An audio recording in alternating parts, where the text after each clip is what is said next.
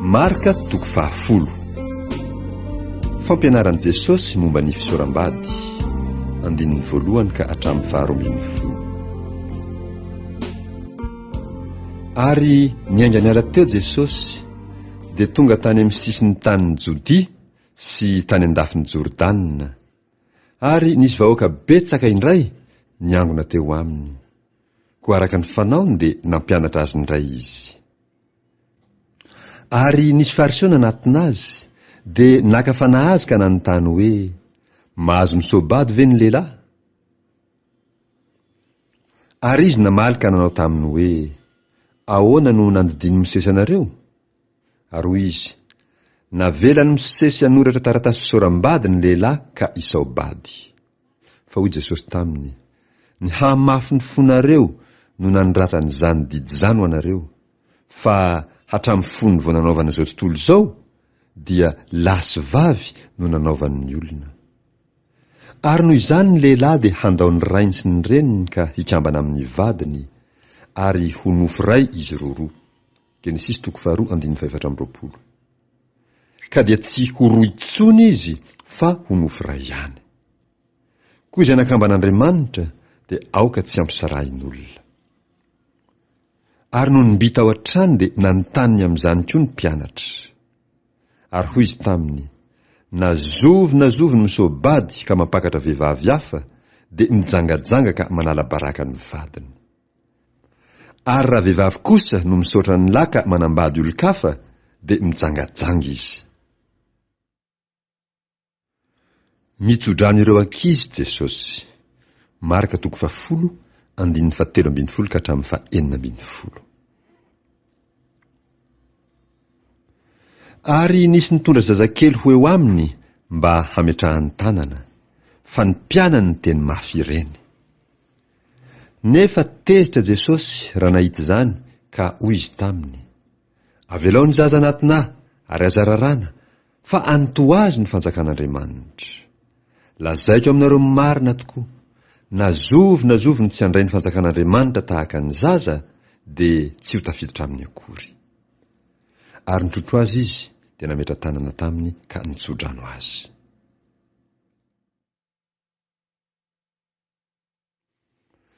Ilay tovolahy manan-karena.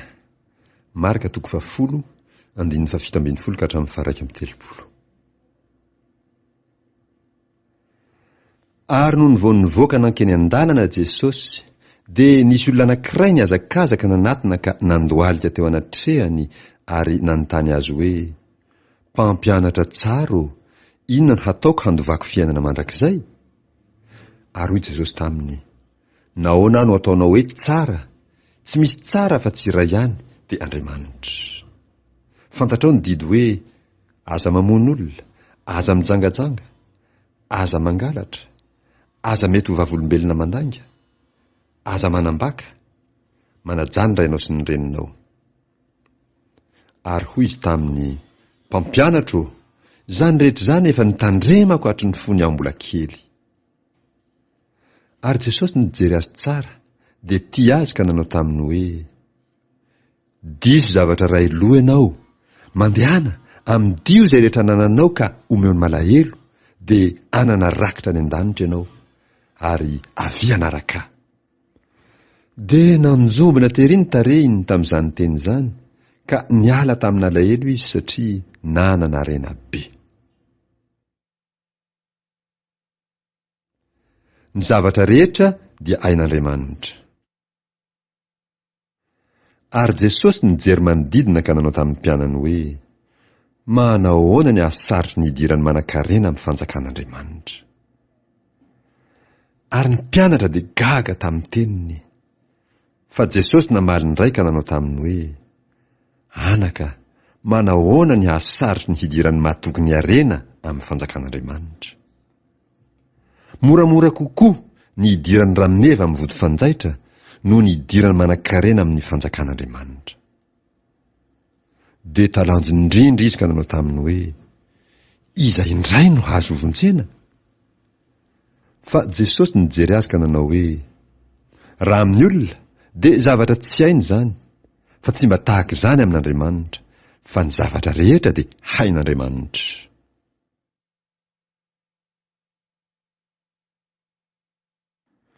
Mahazo valisoa ireo izay tsy mivadika amin'ny tompo. Ary hoy Petera taminy, indro, izahay efa nahafoy ny zavatra rehetra ka nanaraka anao. Hoy Jesosy, lazaiko aminareo marina tokoa, tsy misy olona efa nahafoy trano, na rahalahy, na anabavy, na reny, na ray, na zanaka, na tany, noho ny amiko sy ny filazantsara, ka tsy handray zato eny amin'izao andro ankehitriny izao, dia trano sy rahalahy sy anabavy sy reny sy zanaka sy tany mba amin'ny fanenjehana, ary amin'ny andro ho avy dia fiainana mandrakizay. Nefa maro izay voalohany no farany, ary izay farany no voalohany. Ambaran' Jesosy fa nitely ny hafatesany sy nitsanganany amin'ny maty. Marka 10:12 ka hatramin'ny 14. Ary Jesosy sy ny mpianany dia teny an-dalana niakatra ho an'i Jerosalema, ary Jesosy nandeha eo alohany. Dia gaga ny mpianany, ary izay nanaraka azy dia natahotra. Ary naka ny 12 lahy indray izy, dia nilaza taminy izay efa hanjoa azy ka nanao hoe, indro, miakatra ho an'i Jerosalema isika, ary ny zanak'olona hatolotra ho amin'ireo lohan'ny mpisorona sy mpanora-dalàna, ary ho elohiny ho faty izy, ka hatolony amin'ny jentilisa, ary hanao azy ho fiomehezany ireny, sy androra azy, sy hikapoka azy, ary ahafaty azy. Fa rehefa afankatelona, dia hitsangana indray izy.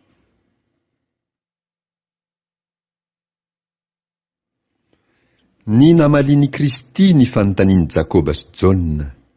Marka 10:5-13 ka hatramin'ny 15.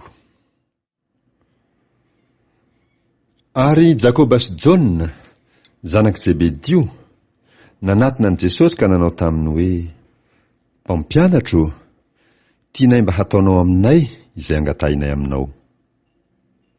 Ary hoy izy taminy, inona moa no tianareo hataoko aminareo? Dia hoy izy mirahalahy taminy, mba ekeo ny hipetrahanay, ny anankiray eo amin'ny ankavananao, ary ny anankiray eo amin'ny ankavianao, any amin'ny voninahitra ao. Fa hoy Jesosy taminy, tsy fantatrareo izay angatahinareo.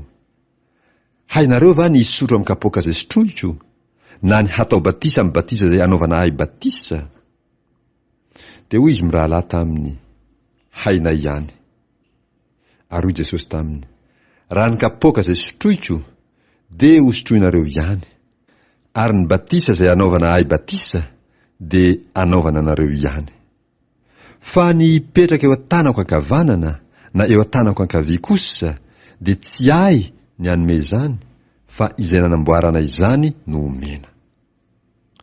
Ary noho nandre izany izy folo lahy, dia tezitra noho ny nataony Jakoba sy Jaona izy. Jesosy ilay mpanompo lavorary tokony halay tahaka.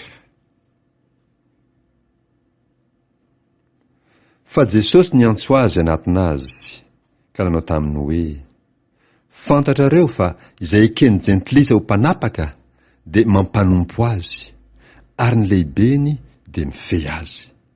Fa tsy mba toy izany aminareo, fa na iza no teo lehibe eo aminareo, dia ho mpanompo anareo izy, ary na iza no te ho ambony eo aminareo, dia ho mpanompon'izy rehetra. Fa ny zanak'olona tsy tonga mba ho topoina, fa mba hanompoka hanolotra ny ainy ho avotra isolon'ny maro. Sitranin'i Jesosy i Bartimeo jamba. Marka 10:17 ka hatramin'ny 12. Ary tonga tao Jeriko izy. Ary raha vao niala tao Jeriko Jesosy mba amin'ny mpianany sy ny vahoaka betsaka, dia nipetraka teo amoron-dalana Bartimeo jamba mpangataka, zanak' Timeo. Ary noho nireny fa injay Jesosy avy any Nazareta, dia niantso izy ka nanao hoe: ry Jesosy zanaky Davida mamindrafo amiko. Ary maro no ny teny mafy azy mba hangina, fa vo maika niantsoantso izy ka nanao hoe: ry zanaky Davida mamindrafo amiko.